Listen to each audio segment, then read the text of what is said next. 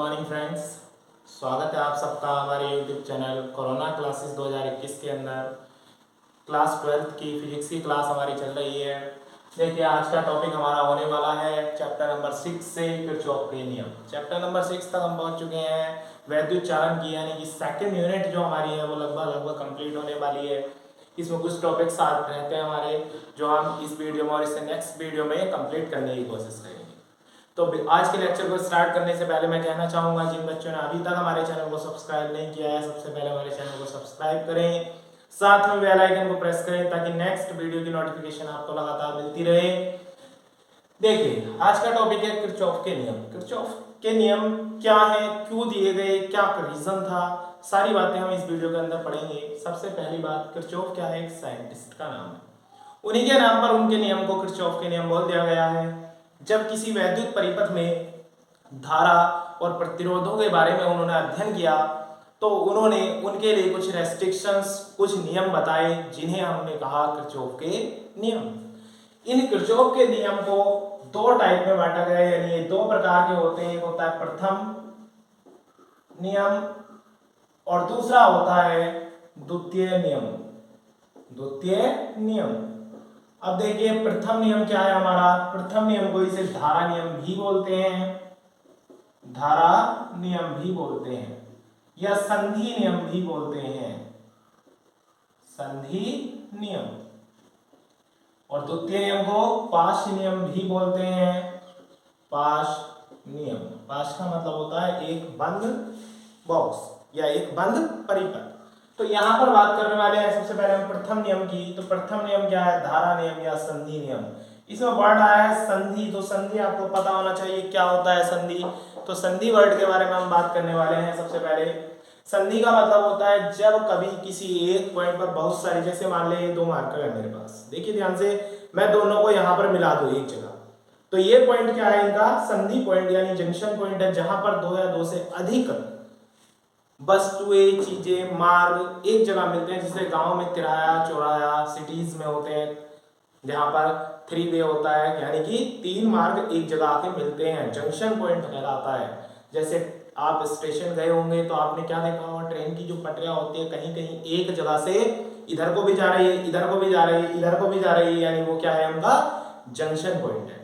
तो इसी प्रकार यह संधि बिंदु है।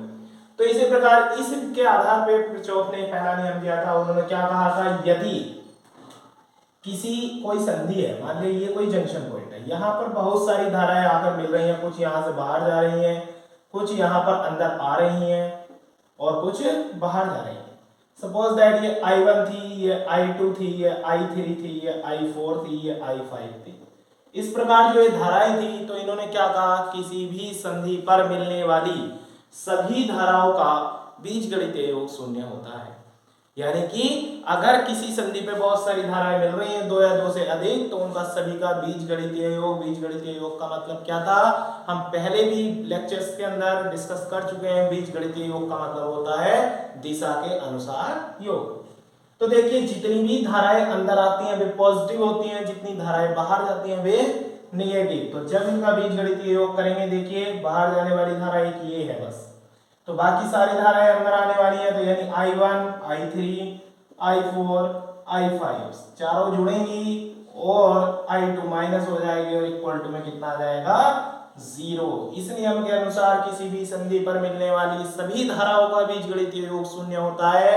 यानी कि शॉर्टकट में हम बोल सकते हैं सिग्मा I इक्वल टू 0। ये बात भी आप कह सकते हैं कि सिग्मा I किसके इक्वल होता है? हमारा 0 के। यही आपका किरचॉफ का प्रथम नियम है। इसीलिए इसे धारा नियम भी बोलते हैं, क्योंकि इसमें धाराओं का कुल योग 0 है। और इसीलिए संधि नियम बोलते हैं, क्योंकि इसमें किसी संधि पर मिलने वाली धाराओं का योग शून्य है।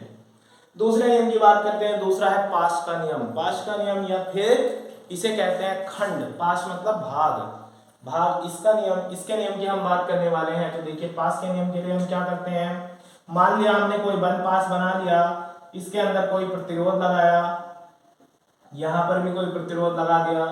इसी तरह तीसरा पाश हमने यहां बनाया, इसमें भी कोई प्रतिरोध लगाया। मान लिया इसमें बहने वाली धारा I1 है, यहां पर विद्युत वाहक बल है, ठीक, और यहां पर मान लिया हमने इस तरह से है। यहां से बहने वाली धारा मान लिया I1 है, यहां से बहने वाली धारा I2 है, ये पॉजिटिव है, ये निगेटिव है, ये पॉजिटिव है, ये निगेटिव है। इसे E1 कहा, इसे E2 कहा। ये इधर गई, ये इधर आई, ये मान लिया I1 प्लस I2 है, ये R1 है, ये R2 है, ये R3 है। ध्यान से देखेंगे, देखिए हमने कहा है पांच नियम या द्वितीय नियम। सबसे पहले तो नियम के बारे में पढ़ लेंगे। क्या कहा गया था इसमें कि किसी भी बंद पास में बहने वाली धारा और प्रतिरोध की, पहली बात कही गई, धारा और प्रतिरोध के गुणनफलों का बीजगणितीय योग शून्य या उस पास में लगे विद्युत वाहक बलों के बीजगणितीय योग के बराबर होता है।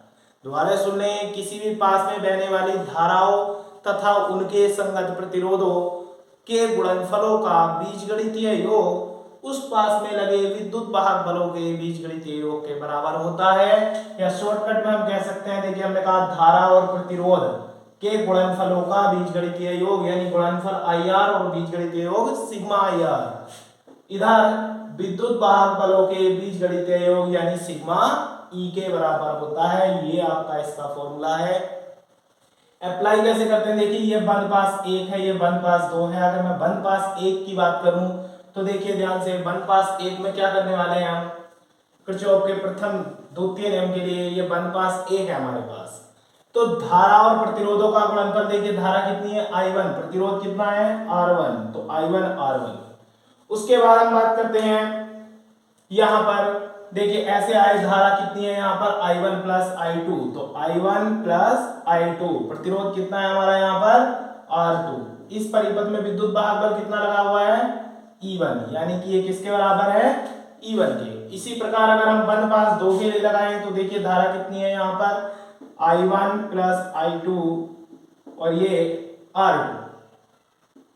अब आप ऐसे जा रहे हैं, यहां पर धारा की दिशा इधर है, तो ये क्या है I2, यहां पर धारा कितनी है I2 और प्रतिरोध कितना है R3 बराबर विद्युत वाहक बल कितना है इस वाले पास में E2। सपोज दैट यहां पर धारा की दिशा अगर उल्टी होती, सपोज दैट इधर होती, तो ये तुरंत किस में आ जाता माइनस में। याद रहेगी बात, अगर धारा की दिशा विपरीत मिलती है तो उसे ऋणात्मक चिन्ह के साथ दर्शाते हैं, क्योंकि हम बीजगणितीय योग लिख रहे हैं। तो इस प्रकार हम बंद पास में किरचॉफ के दोनों नियम लगा सकते हैं। बंद पास में द्वितीय नियम को और संधि पर मिलने वाली धाराओं का बीजगणितीय योग शून्य होता है, इसके लिए प्रथम नियम को। तो इस प्रकार आपको किरचॉफ का प्रथम नियम एवं द्वितीय नियम दोनों के दोनों नियम आपको अच्छे से तैयार करने हैं, और मेरे हिसाब से आप सभी को ये समझ में आ गए होंगे। ठीक है, तो thank you, have a nice day. और यदि अभी तक किसी बच्चे ने हमारे चैनल को सब्सक्राइब नहीं किया है तो चैनल को सब्सक्राइब करें, वीडियो को लाइक करें, शेयर करें। Thank you, have a